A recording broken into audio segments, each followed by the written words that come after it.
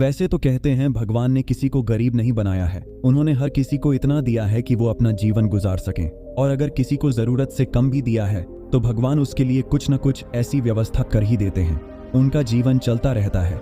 हम अक्सर दूसरों की अमीरी देखकर अपनी अमीरी और गरीबी का अंदाजा लगाते हैं। यदि हमारे पास 10 रुपए हों और सामने वाले के पास 100, तो हम अपनी नजरों में गरीब हो जाते हैं और सामने वाला अमीर हो जाता है। हम ये नहीं सोचते कि एक व्यक्ति कितनी मेहनत से रुपए कमाता है, 100 काम कर रहा है, उसकी जरूरतें क्या हैं। हम तो बस दूसरे की दौलत देखते हैं और अपनी राय बना लेते हैं। गौतम बुद्ध की आज की प्रेरणादायक कहानी के माध्यम से आप जानेंगे कि भगवान बुद्ध के अनुसार कौन धनवान और धनवान व्यक्ति होता है। साथ ही आप यह भी समझ जाएंगे कि गौतम बुद्ध हर व्यक्ति को अमीर क्यों कहते थे।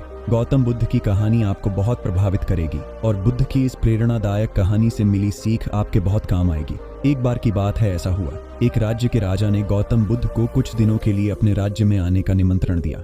बुद्ध ने उस राजा का निमंत्रण स्वीकार कर लिया और अपने कुछ शिष्यों के साथ उस राज्य में चले गए। राजा ने बुद्ध से मुलाकात की और उनसे कुछ दिन वहां रहकर अपने राज्य के लोगों की समस्याओं का समाधान करने और उन्हें धार्मिक मार्ग पर चलने की शिक्षा देने का अनुरोध किया। बुद्ध ने राजा की बात मान ली और इस राज्य में 3 दिनों के लिए एक धार्मिक परिषद आयोजित करने का निर्णय लिया। गौतम बुद्ध के आगमन की खबर पूरे राज्य में फैल गई और धार्मिक सभा के पहले ही दिन बहुत से लोग आए।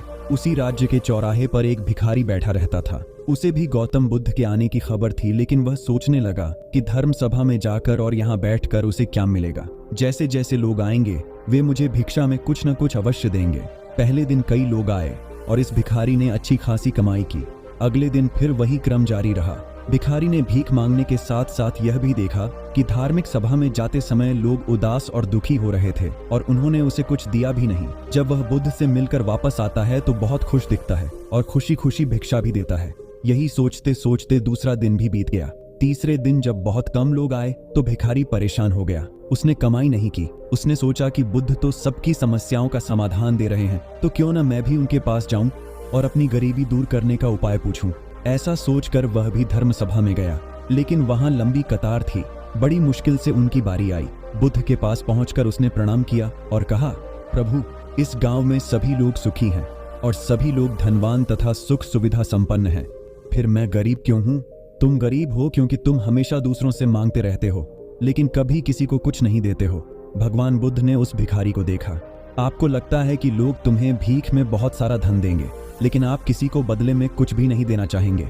ये सुनकर भिखारी बड़े आश्चर्य से बोला, हे प्रभु, क्या मैं लोगों को कुछ दूंगा? मैं भीख मांगकर ही गुजारा करता हूँ, मेरे पास देने को आखिर है क्या?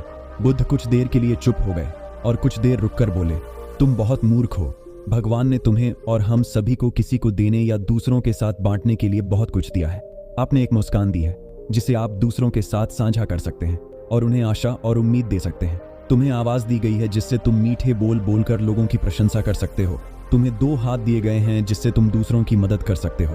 तुम्हें एक स्वस्थ शरीर दिया है जिससे तुम भीख मांगने के बजाय कड़ी मेहनत कर सकते हो। जिस व्यक्ति को भगवान ने बिना किसी कमी के ये चीजें दी हैं, वह कभी गरीब नहीं हो सकता।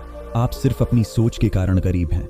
जैसे ही आप इस सोच से बाहर निकलेंगे, आप खुद को दूसरों की तरह अमीर समझने लगेंगे और आपकी जिंदगी भी बेहतर हो जाएगी।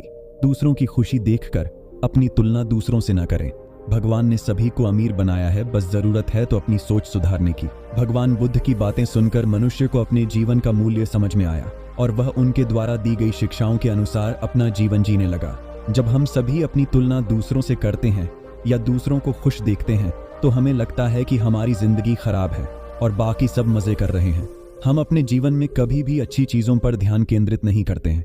हम कभी यह नहीं सोचते कि भगवान ने हमें स्वस्थ शरीर दिया है, जो सबसे कीमती चीज है। आप कितने भी अमीर क्यों ना हो, अगर आपका शरीर उपयोगी नहीं है तो वह पैसा भी किसी काम का नहीं है। और वहीं अगर आप गरीब हैं लेकिन आपका शरीर बिल्कुल स्वस्थ है, तो आप अपने आप में एक अमीर व्यक्ति हैं। कोरोना काल में हम सभी ने देखा है कि पैसे से ज्यादा जरूरी स्वस्थ शरीर है। धन्यवाद। आप अपने